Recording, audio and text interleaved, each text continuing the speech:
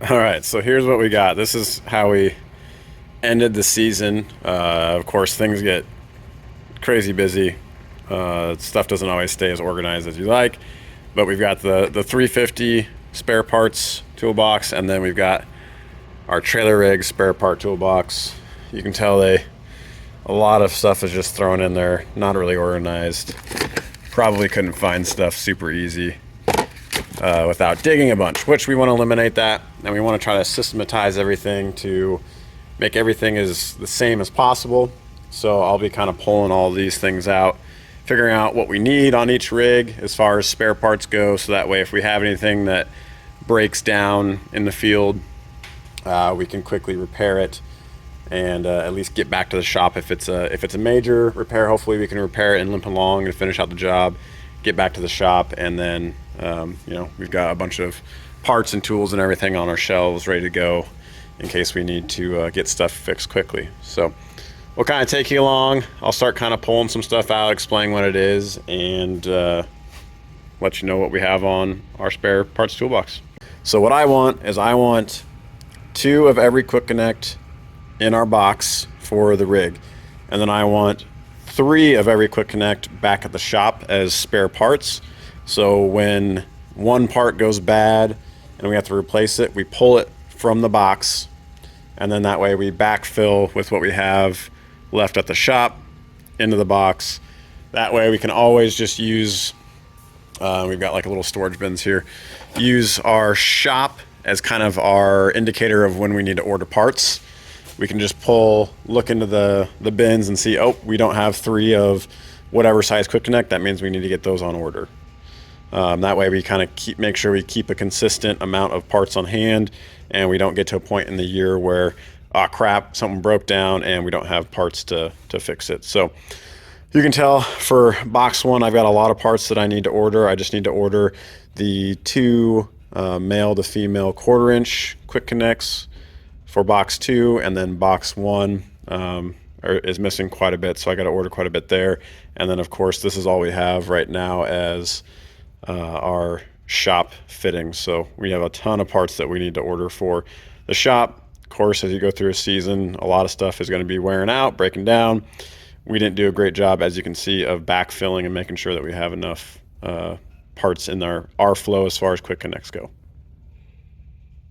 All right, so this is the final put together box, at least for now. I'm sure we'll probably tweak it and everything, but we'll just go through these compartments quick and just show you what we want to have on each rig. So this one is for our trailer rig, and then we've got one that's exactly identical with the exact same number of parts and the same things in it for the flatbed rig.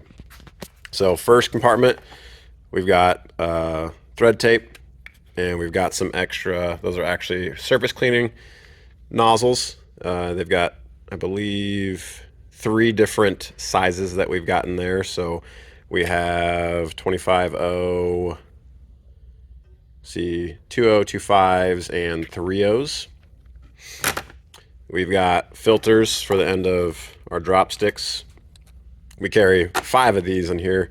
I mean, they're cheap, and a lot of times if you're using a drop stick a lot, this part will break off, or you just might get some corrosion and stuff, and so it's good just to have a bunch of these on hand to replace them.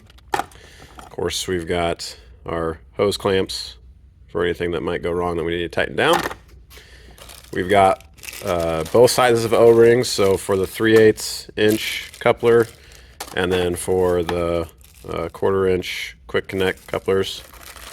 We've got a fuel filter for our pressure washers. I highly recommend having one of these as a backup. There's been times when, before we had one of those in our toolbox that we've been working, and we've had a machine go down. We had to stop because we didn't have a fuel filter, because the one that we had either developed a crack in it, or it just was, we hadn't changed it out enough, and so it was plugged. So that's a bummer if you have to stop work because of a filter. And then over here we've got our different connects. So we've got 3/8, 1/4 inch, in both styles of quick connects. Want to make sure you have plenty of those, especially like these, if you have these will go on the end of your pressure hose. So they thread on to the end of there. And what will happen over time, wish I had one, I'm sure I have one around the shop, but over time, this groove here will get beat up by the bearings that are inside the quick connect, just because of the pressure that's built up, and then you pull the trigger and all that. So I highly recommend going stainless steel for sure if you're going to be getting these. I know they have brass ones, and I think they also offer like the zinc ones. We've always had the best luck with the stainless steel. They last the longest, and they seem to be more resilient as far as developing the ridge line that you'll get from the pressure of your hose working against the ball bearings in those. Over here we've got backup J-rod. I've got actually a couple more over here that we'll be putting together, so we'll have another one in there. That way, if something happens, we lose one on a job, something like that, we've got a backup one that we can throw on the end of a one and wash. We've got some just higher pressure single tips that we can put on. Over here, this is kind of like our window cleaning little cubby hole thing. So we've got garden hose, O-rings, and these come in handy all the time. So as you're dragging your window cleaner, if you've got a pure water system around, or your hose around, these will sometimes fall out. And then you've got, if you're trying to screw in your hose, you've got a ton of water that's just leaking out. And sometimes that can, if you're in a low water flow area like out in the country, that can actually prevent you from being able to clean the windows. So always have backup O-rings. I got the two different styles. I don't actually know which one would work better or we prefer, so we're gonna just try them both out and see which one we like better, and then we'll go ahead and put that, we'll have two of those in there once we decide that. We've got a couple parts in here. This is again just for our pure water system, quick connect for it. These are just things that we've had break on us in the field before, and that way it's just good to have those on hand in case something happens, so you don't have to stop work. Over here we've got backup downstream injector. We do have an M5 twist that we've got, and then you can see we've got the picks to install the O-rings, and then we always carry a backup ball valve and swivel. Sometimes if you're on a job and if one of these goes bad, it just starts leaking everywhere. You can usually finish the job out, but it just gets super annoying, so it's a good idea to have those. These, we use these when we're hooking up to like the customer's house, so we'll screw this on, and then it's got a quick connect there, so we can just clamp our feed hose on and go from there. Super quick and efficient that way. We loved having these. It's a lot easier than trying to thread on the hose itself onto the customer's exterior water faucet. So highly recommend getting these. These are made by Banjo, and they work really well just for the ease of getting hose on and off. Here we did another video on these. We actually got this idea from a member of the inner circle that we're part of on Facebook, Todd Ketchow. Hopefully I said that last name right, Todd, sorry.